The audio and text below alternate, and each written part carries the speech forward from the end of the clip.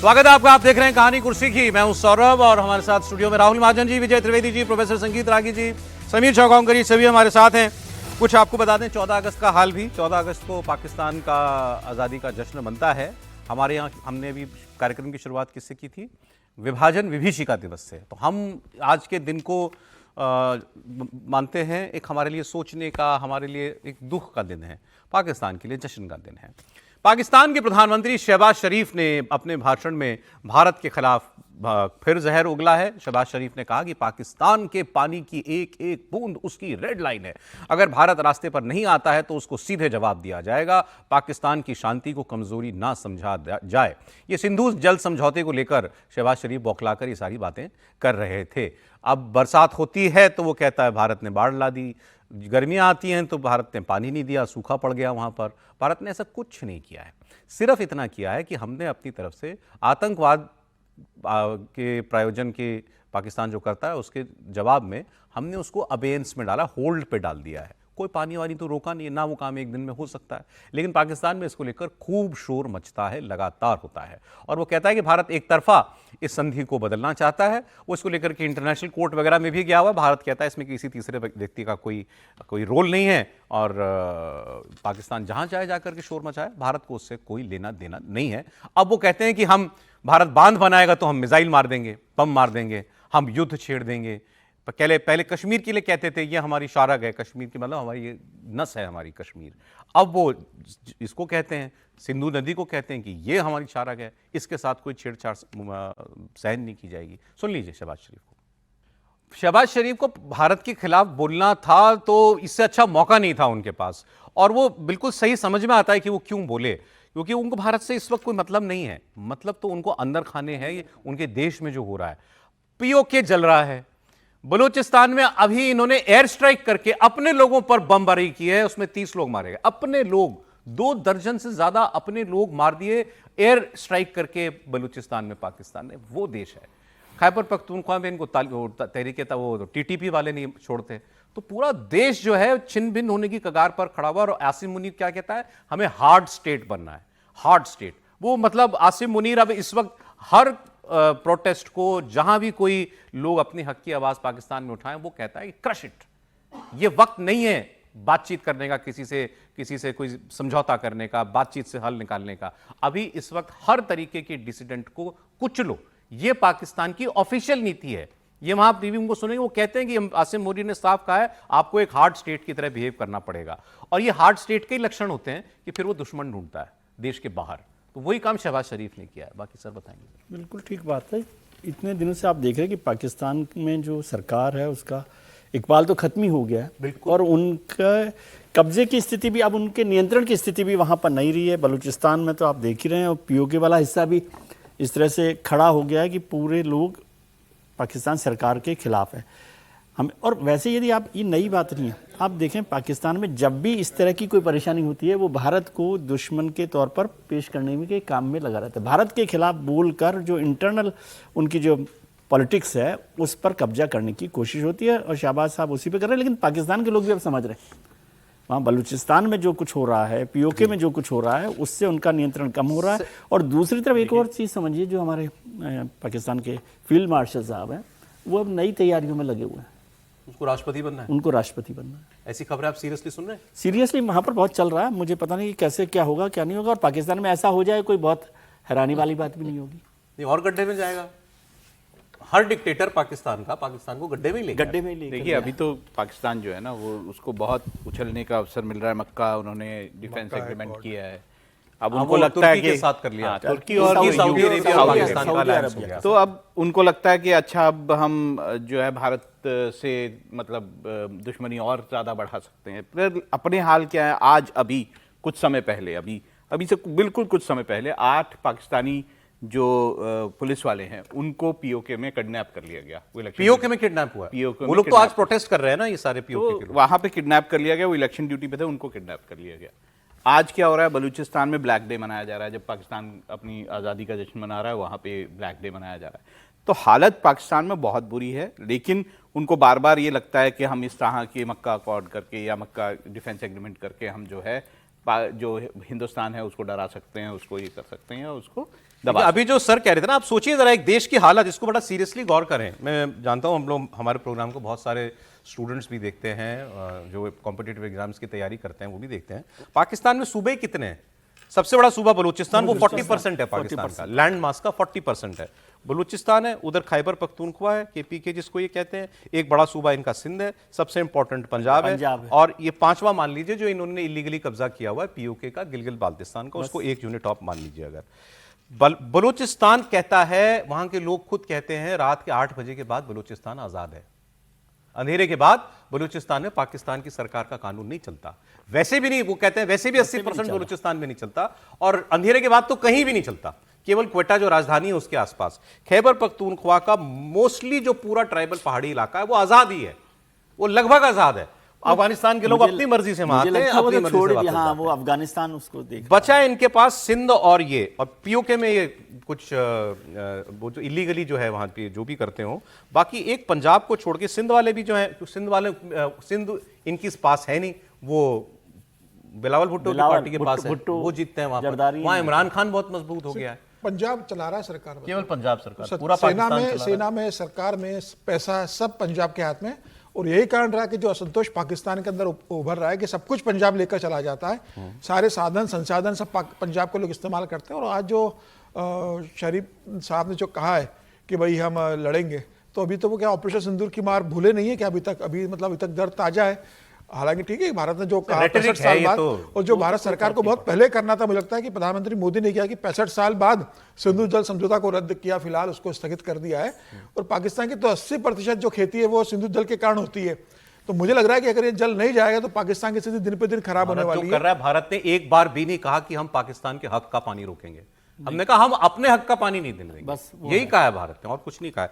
लेकिन शहबाज शरीफ साहब ठीक कर रहे हैं, क्योंकि जितना पाकिस्तान उनके पास है उसी पे तो काम करेंगे। मैं सर एक फैक्चुअल चीज आपसे पूछना चाहता हूं, मुझे योगी जी का बयान याद आ गया अभी जब मैं इनकी स्टेट्स गिन रहा था। उन्होंने अपने भाषण में कहा कि कांग्रेस ने जो हिस्से उस वक्त पाकिस्तान की मांग करने वालों ने नहीं भी मांगे थे वो भी दे दिए, उसमें उन्होंने सिंध इंक्लूड किया, और सिंध को उन्होंने कहा कि वो मुस्लिम बहुल भी नहीं था। ये फैक्चुअली बात ठीक है? फैक्चुअली बहुत करेक्ट है। दूसरी बात, आपका आसाम भी जो है, आसाम भी नेहरू जिन्ना को देने के लिए तैयार थे।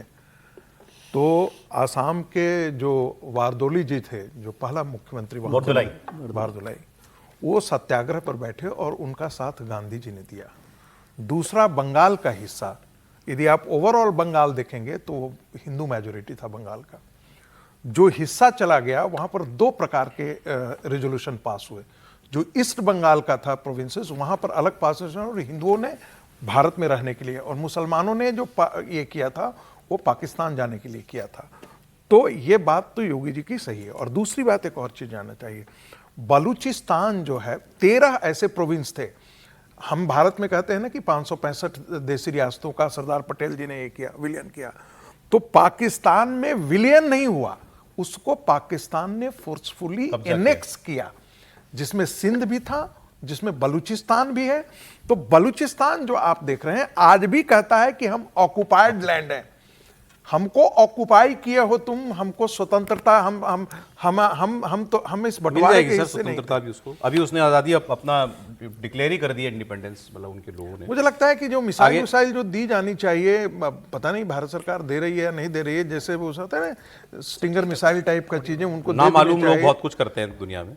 अगली खबर सर जो है वो राहुल गांधी के कल की जो कुछ बातें उन्होंने कही थी उसकी बात कर लें, क्योंकि हमने अभी बात की पाकिस्तान ने सऊदी अरब और तुर्की के साथ जो एक अलायंस कर लिया, लेकिन वैसे उसको वो सीरियस अलायंस है, मतलब उसको हमें अभी बात कर लेते हैं सर। राहुल गांधी जी ने मौका दिया बात करने का, लेकिन उन्होंने कहा कि पाकिस्तान ने मध्यस्थता कराई, ये तो वो है, यही दिखा दें पहले, चलिए पहले यही वाला दिखा दीजिए। वो कह रहे हैं कि प्रधानमंत्री को पता नहीं किसने बता दिया, फॉरेन पॉलिसी का मतलब है जो विदेश का नेता देखे उसे गले लग जाओ। फिर उन्होंने इनको बुलाया, संदीप दीक्षित को, शीला दीक्षित जी के बेटे को, ये शायद कोऑर्डिनेटर थे कल के प्रोग्राम, उन्होंने कहा इधर आओ, ऐसे ऐसे करके गले लगाया। ये करते हैं मोदी हर जगह जाकर के, उनका मजाक उड़ता है। फिर संदीप दीक्षित जी ने कहा, उनको लगा वो मजाक कर रहे हैं, वो बन गया बड़ा विवाद, और राहुल गांधी उसमें बन गए सहभागी पार्टनर। उन्होंने कहा कि एक बात बताइए, आपने मुझे मेलनी समझ के तो गले नहीं लगाया। अब राहुल गांधी को थोड़ा कॉशियस होना चाहिए था, कुछ ना कहते, ये कहते अरे छोड़ो ये सब बातें मत करो। राहुल गांधी ने क्या कहा सुनिए। ईरान में युद्ध होता है। हिंदुस्तान के लिए, अगर हिंदुस्तान अपनी स्ट्रेंथ को समझता और अगर हिंदुस्तान का नेता इंदिरा गांधी जी जैसा होता तो हिंदुस्तान के लिए दुनिया में सबसे बड़ी अपॉर्चुनिटी। इनका पता नहीं कहां से इनके दिमाग में घुस गया, अब अजीब चीजें घुस जाती है, बट इनके माइंड में घुस गया कि फॉरेन पॉलिसी इज दिस।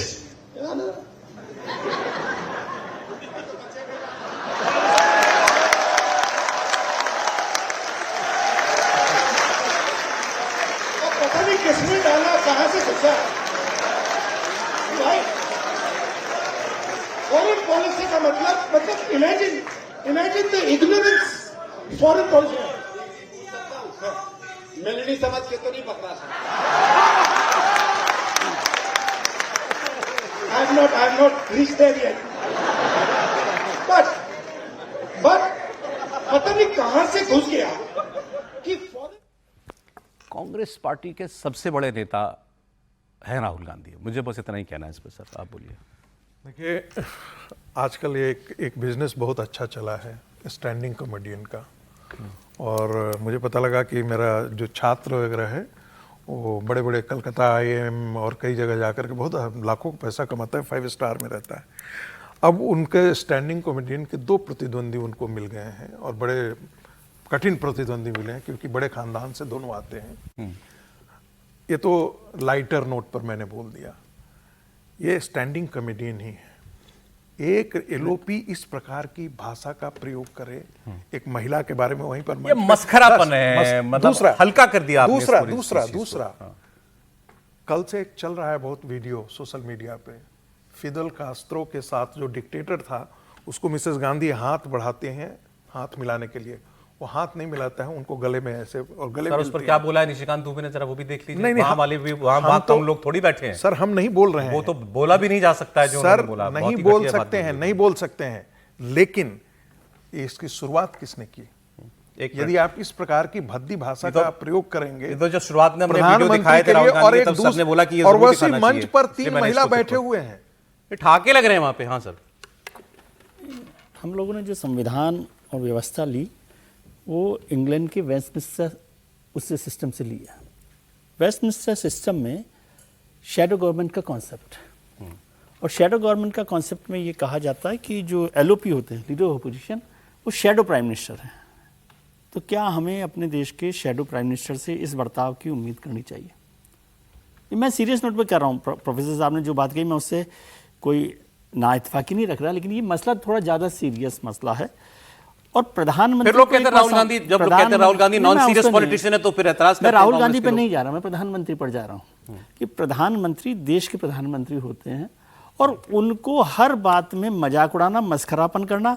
और जो संदीप जी ने किया, मैं संदीप से तो बिल्कुल भी उम्मीद नहीं करता था, क्योंकि वो बड़े सभ्य और एक उस तरह के सांसद और राजनेता रहे हैं।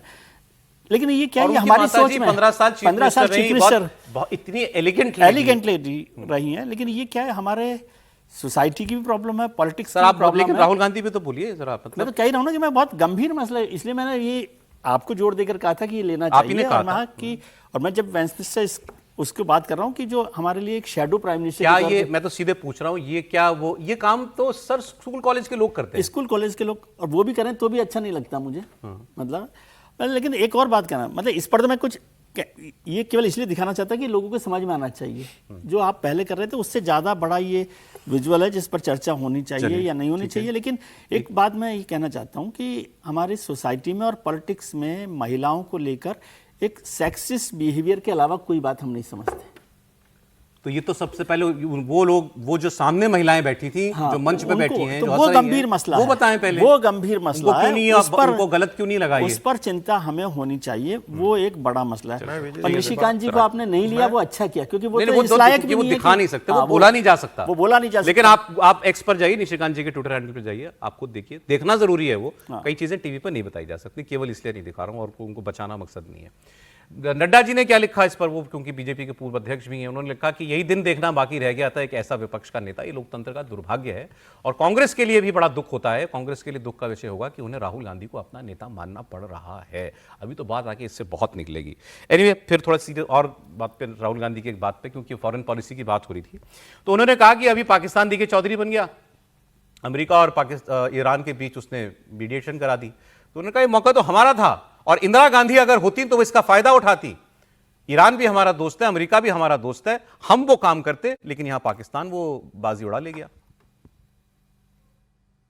ईरान में युद्ध होता है हिंदुस्तान के लिए। अगर हिंदुस्तान अपनी स्ट्रेंथ को समझता और अगर हिंदुस्तान का नेता इंदिरा गांधी जी जैसा होता तो हिंदुस्तान के लिए दुनिया में सबसे बड़ी अपॉर्चुनिटी आपके सामने आई। कौन सी कि भैया ईरान हमारा पुराना दोस्त, अमेरिका हमारा दोस्त, रशिया हमारा दोस्त, चलो भैया हम रेलेवेंट बन जाते हैं, इनकी दोस्ती बनाते हैं। हुआ क्या? नहीं हुआ क्या, पाकिस्तान ने हमें जगह उठा के ले गया। जो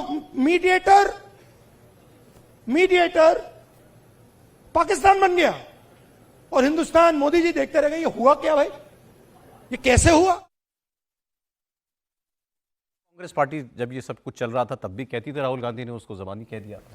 देखिए सर, राहुल गांधी को विदेश नीति की कितनी समझ है, अब तो ये राहुल गांधी ने बता दिया। जब ऑपरेशन सिंदूर हुआ उस समय राहुल गांधी ने किस तरीके से बिहेव किया, उस समय वो पूछ रहे थे कि भाई कितने भारत के प्लेन गिरे गए, सरकार जवाब दे। उस समय जब देश के साथ खड़ा होना था, जब सेना के साथ खड़ा होना था, राहुल गांधी ने उस पर आपत्ति दी।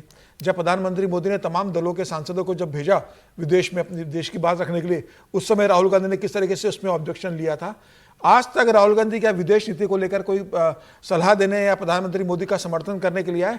क्या राहुल गांधी ने प्रधानमंत्री मोदी को आज तक कभी किसी विदेश नीति पर लेटर लिखा है कि सरकार इस मामले में जो निर्णय ले रही है यह ठीक नहीं है, मैं चाहता हूं कि सरकार इस मामले पर विचार करे, और ये मैं लीडर ऑफ अपोजिशन सजेस्ट करता हूं कि सरकार मेरे इन सुझावों पर भी ध्यान दे, यह सुझाव देश की विदेश नीति के लिए महत्वपूर्ण हो सकते हैं। क्या राहुल गांधी ने कभी कोई सुझाव दिया? प्रधानमंत्री मोदी या दुनिया के इतने लोकप्रिय, इतने बड़े लीडर हैं, दुनिया के तमाम राष्ट्राध्यक्ष उनको अपना निजी दोस्त बताते हैं। इजराइल के नेतन्याहू उनसे कहते हैं कि भाई प्रधानमंत्री मोदी मेरे मित्र हैं, ट्रंप साहब कहते हैं, पुतिन कहते हैं, तमाम देशों के राष्ट्राध्यक्ष प्रधानमंत्री मोदी का सम्मान करते हैं और सलाह लेते हैं। ईरान के साथ जब युद्ध हो रहा था उस समय भी नेतन्याहू ने प्रधानमंत्री मोदी को फोन करके बताया और सलाह ली। ट्रंप समय समय प्रधानमंत्री मोदी को फोन करते हैं और सलाह लेते रहते हैं। पुतिन ने जब यूक्रेन से युद्ध हुआ तो प्रधानमंत्री मोदी को फोन किया, सलाह ली क्या होना है। तमाम दुनिया के लोग जब सलाह रहे हैं तब राहुल गांधी इस तरीके से वाली बात की ना, उन्होंने अपने भाषण में ये भी कहा कि मोदी जी को ये लगता है कि ये मेरे दोस्त हैं, वो लोग दोस्त नहीं मानते मोदी जी को अपना, ये प्रॉब्लम है। देखिए राजनीति मतलब जो इंटरनेशनल वो है डिप्लोमेसी है, उसमें कोई किसी का दोस्त नहीं होता, सब अपने देश के दोस्त होते हैं। तो ये बात सही है। दूसरी बात जहां तक बात आती है, देखिए मुझे अगर राहुल गांधी जैसे अभी विजय जी बोल रहे थे, शैडो प्राइम मिनिस्टर उनको माना जाता है, जो भी ऑपोजिशन का लीडर होता है, तो अपना उनका विजन क्या है फॉरेन पॉलिसी का, वो आगे लेके आए। वो क्या समझते हैं, किससे दोस्ती रखनी चाहिए, किससे नहीं रखनी चाहिए। सर, उनको लगता है वो हर मुद्दे के एक्सपर्ट है। आप तो अगर एक्सपर्ट समझते हैं उनको तो हर चीज मैं कह रहा हूं कि अगर एक्सपर्ट समझते भी हैं तो उनको आगे बताना चाहिए कि वो फॉरेन पॉलिसी में भारत की फॉरेन पॉलिसी को कैसे देखना चाहते हैं, क्या होना चाहिए उसमें, फलस्तीन के मुद्दे पे क्या होना चाहिए, दूसरे मुद्दों पे क्या होना चाहिए, बताएं आगे बढ़ के देश को, के ताकि देश भी समझ सके कि उनके दिमाग में क्या है फॉरेन पॉलिसी का। क्या कहना है? आपने मार्कशीट देखी राहुल गांधी की? भाई वो कंफर्म कर देंगे। हिस्ट्री पढ़ते थे सेंट स्टीफेंस में और 100 में 17 नंबर आया था, तो वो भी बताएं कि। और दूसरी बड़ी बात है कि भारत की विदेश नीति को आपको पता है कि हक करने की ये जो परंपरा है, ये भारतीय परंपरा है। हम लोग अपने यहाँ समधि मिलन भी करते हैं तो ऐसे ही करते हैं। हाथ मिलाने की परंपरा हमारे अपना देशज नहीं है। तो यदि प्रधानमंत्री मोदी को उस रूप में भी आप देखिए तो कम से कम आपको समझ, आपकी देसी समझ होती तब बात समझ आए। राहुल गांधी तो पले बढ़े हैं एक खास पैमाने के अंदर बढ़े हैं, तो उनको इस बात की देसी समझ भी कहां से होगी। चलिए, और दूसरी बात, इसमें दो बात है, सब चीजें क्रिटिसाइज करें आप, लेकिन ये बात तो ठीक है कि हर देश जो है वो डिप्लोमेसी दोस्ती के आधार पर नहीं करता। और ये हमें अभी पिछले 2 साल में 3 साल में समझ में आ गया, जिनको हम बहुत करीबी दोस्त मान रहे थे उन्हीं लोगों ने धोखा दिया। बिल्कुल सही है ना। तो बिल्कुल इसलिए सही है। ये बात मैं राहुल गांधी की ठीक मानता हूँ और इसको भी नहीं हमें उनको विदेश ये भी नीति बताना को अपनाते चाहिए, हुए बोलना चाहिए ना कि भाई चाइना के साथ चाउन लाई के विदेश साथ नी- हिंदी चीनी भाई भाई नारा लगाए थे नेहरू, और पीछे से सर, उन उसके पर बाद घात बहुत हो रहा पानी बह था। गया, वहां नेहरू तक कहाँ चलते हैं आप हर बात पे? नहीं इसलिए लेकिन कह रहे मैं हैं कह ना रहा कि हूं वो जो हिंदी चीनी भाई भाई विदेश का नारा नीति वही पर लगाए थे ये नेहरू। बात मतलब सबके लिए और ठीक है कि जमीन को हमें, दी। और भारत भी उस तरह से रहता है। भारत अपने इंटरेस्ट की बात करता है। जो एक ट्रम्प भगवा वाली खबर दे दीजिए जरा। टैरिफ में जो चल रहा है तो उसमें भारत ने अपने देश के हित को ही ध्यान में रखकर काम किया है। तो वो विदेश नीति में या डिप्लोमेसी में उस तरह से नहीं चलता।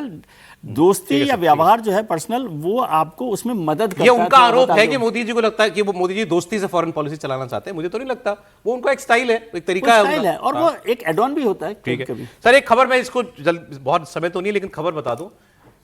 एयर इंडिया और एयर इंडिया एक्सप्रेस अपने सभी 5000 पायलट्स का डोप टेस्ट कराएगी। बहुत बड़ी खबर है ये। 5000 पायलट हैं एयर इंडिया और एयर इंडिया एक्सप्रेस के। 4 अगस्त को फुकेट से दिल्ली की फ्लाइट में pilot in command dope test में फेल हो गया।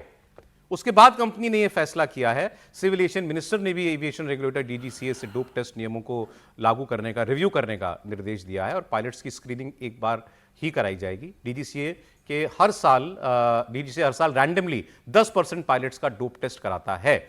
अब इसमें हो सकता है कोई नियम, क्या मामला था? फुकेट से फ्लाइट यहां आ रही थी, पहले खबर आई टर्बुलेंस हो गई तो उसमें यात्री घायल हो गए, पट्टियां लगी, लोगों को चोट लगी।